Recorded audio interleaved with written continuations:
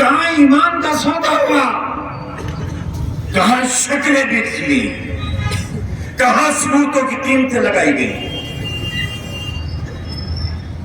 सबसे और किसी से भी पोशीदा नहीं है, सब जानते हैं। मगर एक शिकायत तो है आपसे, और वो शिकायत मरते दिन तक रहेगी। मैंने आपसे यही कहा था और फिर कहता हूं, पुलिस का डंडा, पुलिस का बेंत, पुलिस की गाली, ये पुलिस का काम है। लेकिन अगर हमारे अजदाद पुलिस की गाली से डरे होते, पुलिस के डंडे से डरे होते, तो क्या हिंदुस्तान आजाद हो गया होता? तुम भी तो आजादी चाहते हो, और तुम्हारी आजादी के लिए तब से लड़ाई शुरू की हमने, और दोहरी गुलामी थी यहां हुकूमत की और अंग्रेजों के दलालों की। उस दोहरी गुलामी से निजात हासिल करने के लिए यहां का बीड़ी बनाने वाला, यहां का रिक्शा चलाने वाला, जरी का काम करने वाला, मजदूरी करने वाला, यहां का बदहाल जिसके कपड़ों से पसीने की बू आती थी और कोई शरीफ शख्स उनके पास खड़े होकर वोट मांगने नहीं जाता था, क्योंकि वो उस जमहूरी निजाम का हिस्सा नहीं समझा गया था। और पहली बार बीड़ी की ब्रांचों पर बैठकर वहां तबादला ख्याल हुआ और नए एक रामपुर और एक नए रामपुर, नए हिंदुस्तान का नक्शा तैयार हुआ, किसके बीच? हमारे और नवाबीन के बीच नहीं, हमारे और सियासतदानों के बीच में नहीं, हमारे और मुलायम सैयदों के बीच में नहीं, हमारे और अखिलेश यादव के बीच में नहीं, बल्कि नए सवेरे का नक्शा तैयार हुआ मेरे और बीड़ी बनाने वाले और रिक्शा चलाने वाले मजदूरों के बीच में।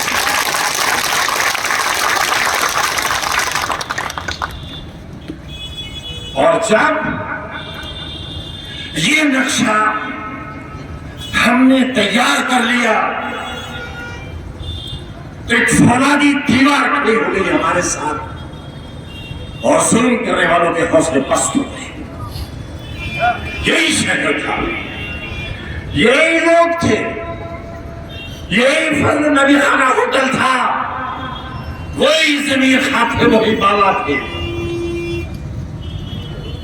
लेकिन ये चमक दमक नहीं थी, ये रोशनियां नहीं थी, ये सड़कें नहीं थी, नालों पर पत्थर नहीं पड़े थे, हमने ऐसा वायदा भी नहीं किया था।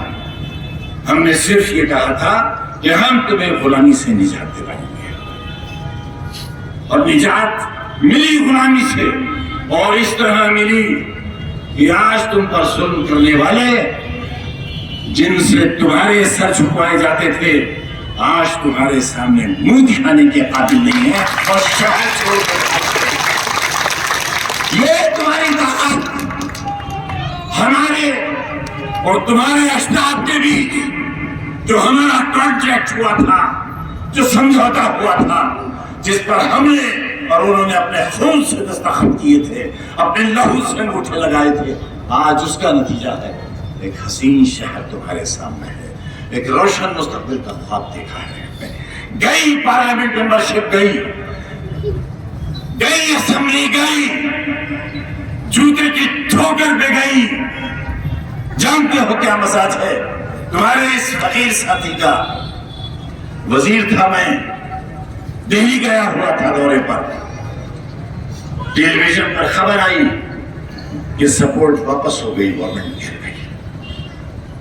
मैं बाहर निकला, सड़क के पार गया, अपने हाथ में अपनी अटैची ली, न पीए न स्टाफ न सिक्योरिटी, डीटीसी की बस पकड़ी, दिल्ली के रेलवे स्टेशन आया, टिकट लिया और रामपुर चला आया, और याद भी नहीं रहा कि कुछ देर पहले मैं वजीर भी था। बताओ कभी कोई शान, कभी कोई शौकत, कभी मेरी गाड़ी में होटल की आवाज, हॉर्न की आवाज रामपुर वालों सुनी है किसी ने? इसलिए कि मुझे उनके कानों के पर्दे ज्यादा अजीज थे, आज भी हैं और कल भी होंगे। हमने ये शहर और सियासत का ये नक्शा उत्तर प्रदेश पर 4 बार कब्जा यूं ही नहीं किया। घर की मुर्गी दाल बराबर कुछ समझ लो, लेकिन 4 बार हुकूमत तुम्हारी मजबूत मुट्ठी के बगैर नहीं बनी है। और यही वजह रही कि खजाने के जिस बटन पर उंगली रख दी हमने, उस तिजोरी का ताला खुल गया रामपुर वालों तुम्हारे लिए।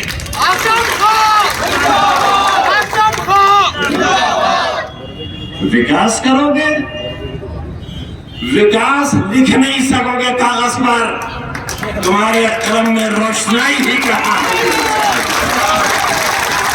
अरे राजनीतिक नामर्दों, सियासी हिजड़ों, अरे अगर मर्दानगी होती तो चुनाव होता।